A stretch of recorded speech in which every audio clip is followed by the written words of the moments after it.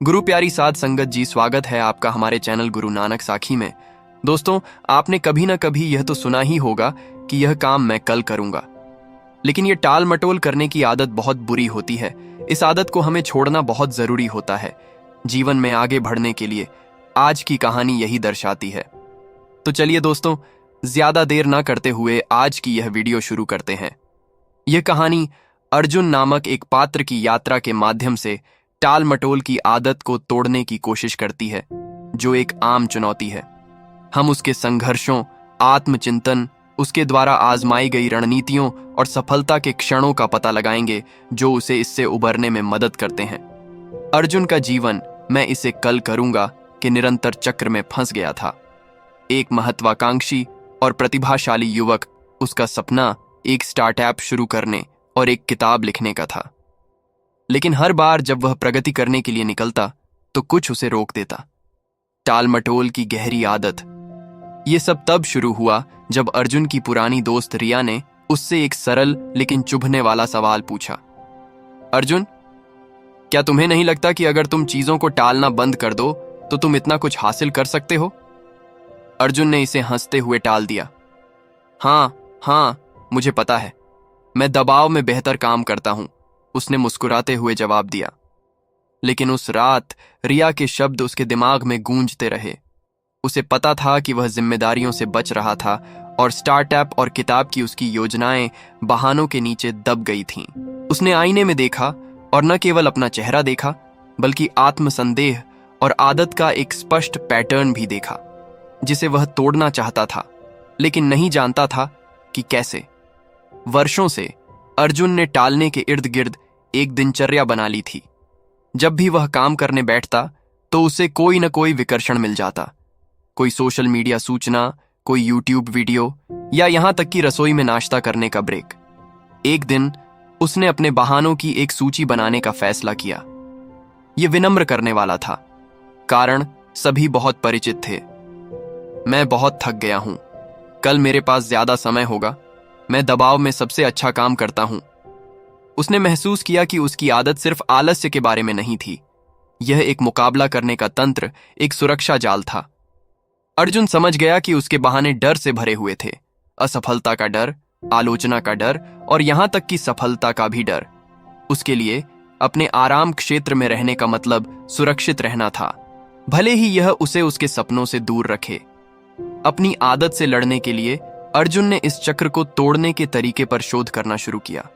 उसे एक सरल विचार मिला, छोटी शुरुआत करें। प्रेरित होकर उसने एक लक्ष्य निर्धारित किया, हर दिन सिर्फ 5 मिनट लिखना। पहले कुछ दिन संघर्षपूर्ण रहे, लेकिन उसने देखा कि एक बार शुरू करने के बाद गति बनी रही और वह अक्सर 15 या 30 मिनट तक लिखता रहा। छोटी छोटी जीत का गर्व टाल मटोल के सामान्य अपराध बोध की जगह लेने लगा। अर्जुन ने हर दिन 100 शब्द लिखने का लक्ष्य निर्धारित किया। इस छोटी सी प्रतिबद्धता ने उसे पूरा होने का एहसास कराया, चाहे प्रयास कितना भी छोटा क्यों न लगे। उसने अपनी प्रगति को ट्रैक करने के लिए एक जर्नल रखा, और जैसे जैसे दिन बीतते गए उसने देखा कि उसमें लगातार सुधार हो रहा है। हालांकि उसकी छोटी छोटी जीतें उत्साहवर्धक थीं, लेकिन अर्जुन को जल्द ही एहसास हुआ कि उसे अपनी गति बनाए रखने के लिए कुछ और करने की जरूरत है। रिया के प्रभाव को याद करते हुए उसने उससे मदद मांगने का फैसला किया। रिया, मुझे तुम्हारा समर्थन चाहिए, क्या मैं हर रविवार को तुमसे मिल सकता हूं? रिया सहमत हो गई और हर हफ्ते अर्जुन उसे अपनी प्रगति का सारांश भेजता था। इस जवाबदेही ने उसे लगातार बने रहने के लिए मजबूर किया, और उसे अच्छा लगा कि कोई ऐसा व्यक्ति था जो उस पर विश्वास करता था। प्रत्येक रिपोर्ट के साथ अर्जुन को अधिक जिम्मेदार और प्रेरित महसूस हुआ। उसके प्रयास बढ़ने लगे, जिसने उसके एक बार खारिज किए गए सपने को एक दृश्यमान वास्तविकता में बदल दिया। 1 महीने में अर्जुन को अपना पहला वास्तविक झटका लगा। उसने लगातार 3 दिन लिखने से चूक गया, अपने पुराने तरीकों पर वापस लौट आया। उसके मन में संदेह भर गया, शायद मैं इसके लिए उपयुक्त नहीं हूं, उसने निराश होकर सोचा। लेकिन इस बार उसने अलग तरह से प्रतिक्रिया करने का दृढ़ निश्चय किया। उसने अपनी पत्रिका खोली और अपनी प्रविष्टियों को फिर से पढ़ा। उसने देखा कि वह कितनी दूर आ गया है, और प्रगति की उस झलक ने उसके संकल्प को फिर से जगा दिया। मैंने अब छोड़ने के लिए बहुत मेहनत की है, उसने खुद से कहा। उसने खुद को इस चूक के लिए माफ करने का फैसला किया और अपनी दिनचर्या फिर से शुरू कर दी। जैसे जैसे वह आत्म सुधार में गहराई से उतरता गया, अर्जुन ने विजुअलाइजेशन की कोशिश की। वह हर सुबह कुछ मिनट बिताता था और खुद को अपनी किताब खत्म करते हुए अपने सपने को पूरा करने की संतुष्टि और गर्व महसूस करता था। ये मानसिक अभ्यास उसके लिए सहारा बन गए, खास तौर पर उन दिनों जब उसे टालने का मन करता था। जब भी वह अपनी सफलता की कल्पना करता तो उसकी छवि और भी स्पष्ट हो जाती। यह अब सिर्फ एक दूर का सपना नहीं रह गया था, यह एक ठोस लक्ष्य बन गया था जिसे वह लगभग छू सकता था। इस अभ्यास ने उसके दृढ़ संकल्प को बढ़ाया और उसे उद्देश्य की भावना दी, जिससे उसके लिए अपने कार्यों में देरी करना मुश्किल हो गया। एक दिन अर्जुन को पहचान आधारित आदतों के बारे में एक लेख मिला। इसमें सुझाव दिया गया था कि परिणाम पर ध्यान केंद्रित करने के बजाय उसे वह व्यक्ति बनने पर ध्यान केंद्रित करना चाहिए जो वह बनना चाहता था। एक सुसंगत, विश्वसनीय व्यक्ति जो अपने कामों को पूरा करता हो। उस दिन उसने एक नया संकल्प शुरू किया। मैं ऐसा व्यक्ति हूं जो अपनी प्रतिबद्धताओं को पूरा करता है। इस मानसिकता परिवर्तन ने उसे सशक्त महसूस कराया।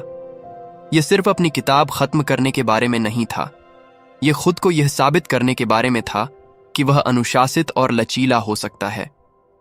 उसने अपने व्यवहार में बदलाव देखा। जब भी उसे टालने की इच्छा होती तो वह खुद को अपनी नई पहचान की याद दिलाता। ऐसा करने का फैसला आसान लगा क्योंकि यह उसके सपनों के मुताबिक था। अर्जुन को एहसास हुआ कि उसके टालने की आदत का एक बड़ा हिस्सा पूर्णतावाद से उपजा था।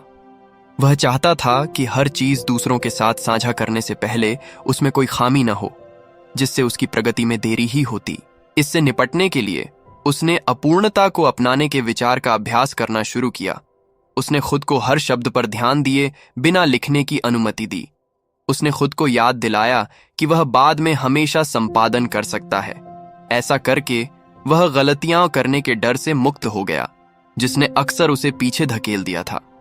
उसका काम हमेशा सही नहीं होता था, लेकिन यह लगातार होता था और यह अपने आप में एक जीत थी। अपनी यात्रा के 6 महीने बाद अर्जुन ने अपनी प्रगति पर नजर डाली। उसने 30,000 से ज्यादा शब्द लिखे थे, एक ऐसा कारनामा जिसे वह कभी असंभव समझता था। उसने अभी तक अपनी किताब पूरी नहीं की थी, लेकिन उसने कुछ और अधिक मूल्यवान हासिल किया था: अनुशासन, आत्मविश्वास और अपने कार्यों पर नियंत्रण की भावना। रिया ने भी उसमें बदलाव देखा। मुझे तुम पर गर्व है अर्जुन, उसने कहा। उसके शब्दों ने उसे गर्व से भर दिया। वह उस आदमी से बहुत आगे निकल आया था जो कभी बहानेबाजी की दुनिया में रहता था। अर्जुन ने खुद को एक छोटा सा जश्न मनाया। वह पहाड़ों की एक अकेली यात्रा पर गया, अपने अतीत से एक प्रतीकात्मक पलायन। इस यात्रा ने उसे अपने सफर पर विचार करने और उसकी सराहना करने का समय दिया। यह उस व्यक्ति की एक शक्तिशाली याद दिलाता है जो वह बन गया था, उसके दृढ़ संकल्प और साहस का एक वसीयतनामा। अर्जुन एक नए उद्देश्य के साथ लौटा। वह जानता था कि टाल मटोल के साथ लड़ाई पूरी तरह से खत्म नहीं हुई थी। अभी भी प्रलोभन के क्षण होंगे, लेकिन वह यह भी जानता था कि उसके पास आगे बढ़ने के लिए उपकरण और लचीलापन है। उसने लिखना जारी रखा, इसीलिए नहीं कि उसे करना था, बल्कि इसलिए कि वह करना चाहता था। उसकी यात्रा ने उसे सिखाया था कि आदत को तोड़ना पूर्णता के बारे में नहीं है, यह दृढ़ता के बारे में है।